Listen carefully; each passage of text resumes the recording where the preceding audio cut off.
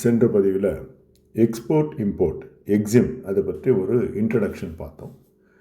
ஏறக்குறைய எவ்வளோ எக்ஸ்போர்ட் ஆகுது, எவ்வளோ இம்போர்ட் ஆகுது, உலக அளவில் இந்தியாவின் பங்களிப்பு என்ன, இதில் யாரெல்லாம் கீ ஸ்டேக் ஹோல்டர்ஸ் பார்ட்டிஸ் யாரெல்லாம் இருக்காங்க, என்னென்ன மாதிரி டேர்ம்ஸ் ஒரு எக்ஸ்போர்ட்டரோ இம்போர்ட்டரோ தெரிஞ்சுக்கணும் அப்படின்ற வரைக்கும் நம்ம பார்த்தோம்.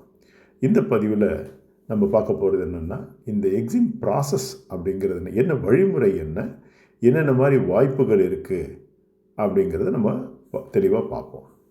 இந்த எக்ஸிம் ப்ராசஸ் அப்படிங்கிறது முதல்ல நம்ம பார்க்க வேண்டியது, எக்ஸ்போர்ட் பண்ணுறதுக்கோ இம்போர்ட் பண்ணுறதுக்கோ சரியான ப்ராடக்டை தேர்வு பண்ணணும், சரியான மார்க்கெட்டை தேர்வு பண்ணணும். இப்போ இம்போர்ட்னு வச்சுக்கோங்களேன், தென்னிந்தியாவில் நிறைய ஃபவுண்ட்ரி இருக்குது. நிறைய ஃபவுண்ட்ரிஸ்க்கு இந்த அயன் ஸ்கிராப் இல்லை அலுமினியம் இன்காட் பண்ணுறவங்களுக்கு அலுமினியம் ஸ்கிராப் இது ஒரு மார்க்கெட் இருக்குது அப்படிங்கிறது நமக்கு தெரியுது.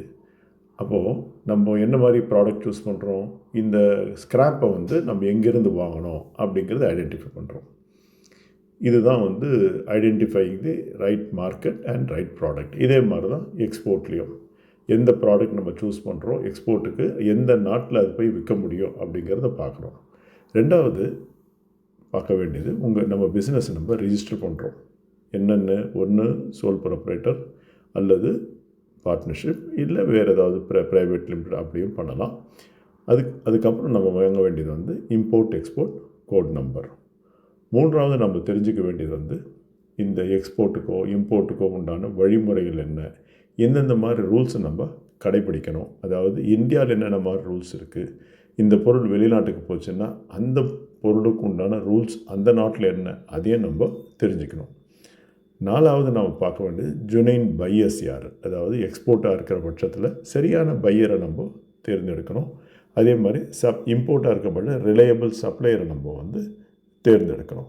இந்த ஜெனுயின் பையர் எப்படி கண்டுபிடிக்கிறது, ரிலையபிள் சப்ளையர் எப்படி கண்டுபிடிக்கிறது அப்படிங்கிற ஒரு பதிவில் பின்னாடி பார்ப்போம்.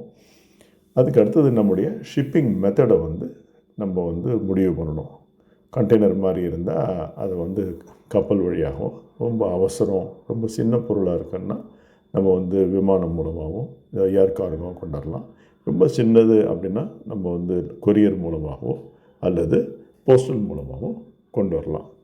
அதுக்கு அடுத்தது சரியான டாக்குமெண்டேஷன் தான் எல்லாமே முக்கியமான. ஏன்னா எக்ஸ்போர்ட்டிங் கண்ட்ரியில் இருந்தாலும் சரி, இம்போர்ட்டிங் கண்ட்ரியில் இருந்தாலும் சரி, நேர்முகமாக நம்ம போக வேண்டிய அவசியம் இல்லை. அப்போ என்ன நம்ம சார்பாக நமக்கு பேசணும் அப்படின்னா இந்த டாக்குமெண்டேஷன் பார்த்திங்கன்னா invoice, packing list, bill of lading, certificate of origin இதெல்லாம் டாக்குமெண்டேஷனில் வரும். இறுதியாக நம்ம பார்க்க வேண்டியது பேமெண்ட்ஸ். அதாவது எக்ஸ்போர்ட் அப்படின்னும்போது நமக்கு எப்படி பேமெண்ட் வரும், இம்போர்ட் அப்படின்னும்போது நம்ம எப்படி பேமெண்ட் அனுப்ப போகிறோம். இதுதான் இந்த 7 ஸ்டெப் தான் இந்த எக்ஸிம் ப்ராசஸில் நாம் பார்க்குறோம். சரி, இதெல்லாம் பார்த்துட்டோம்.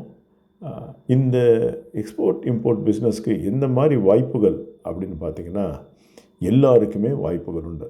பெரிய மேனுஃபேக்சரர்லேருந்து சின்ன கைவினைஞர் கூட, சின்ன சின்ன விஷயங்கள் ஒரு பானை தயாரிக்கிறவங்களுக்கு கூட இந்த மாதிரி ஏற்றுமதியில் வாய்ப்புகள் உண்டு.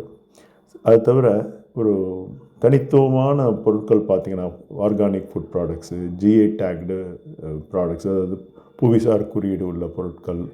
அது எப்படின்னா இந்த ஈரோடு டர்மரிக், மதுரை மல்லி, இந்த மாதிரி ப்ராடக்ட்டுக்கும் சரி, ரெனியூவபிள் எனர்ஜி அந்த மாதிரி சோலார் பேனலுக்கும் சரி, அது தவிர ஹேண்டிகிராஃப்ட்ஸ், இப்படி எல்லா பொருட்களுக்குமே எக்ஸ்போர்ட்லேயும் சரி இம்போர்ட்லேயும் சரி வாய்ப்புகள் அதிகமாக உண்டு.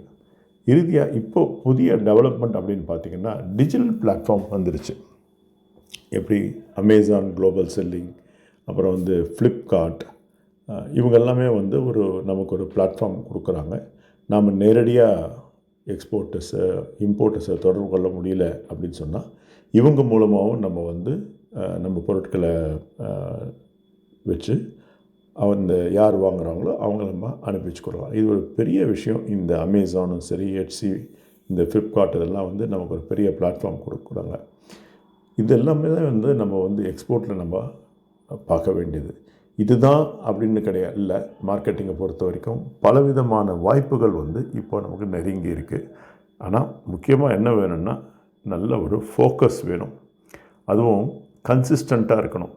ஏதோ இன்றைக்கி ஒரு நாள் நிறைய ஒர்க் பண்ணேன், அது ஒரு 10 நாள் விட்டுருவேன் அப்படின்னு இல்லாமல் தினம் ஏதாவது நான் எக்ஸ்போர்ட்டில் இறங்க போகிறேன் அப்படின்னு முடிவு பண்ணிட்டீங்கன்னா, இந்த எக்ஸ்போர்ட்டில் எனக்கு ஆர்டர் வர்றதுக்கு இன்றைக்கி நான் என்ன செய்யணும்னு ஒரு வழிமுறையை எழுதி வச்சுக்கோங்க.